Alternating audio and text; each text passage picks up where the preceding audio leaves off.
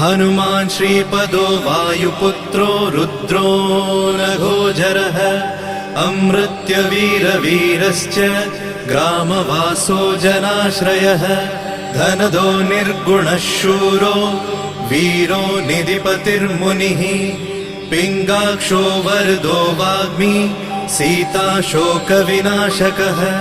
शिवः शर्वत्परो व्यक्तो व्यक्तो धराधरः पिङ्गकेशः पिङ्गरोमा श्रुतिगम्यः सनातनः अनादिर्भगवान् देवो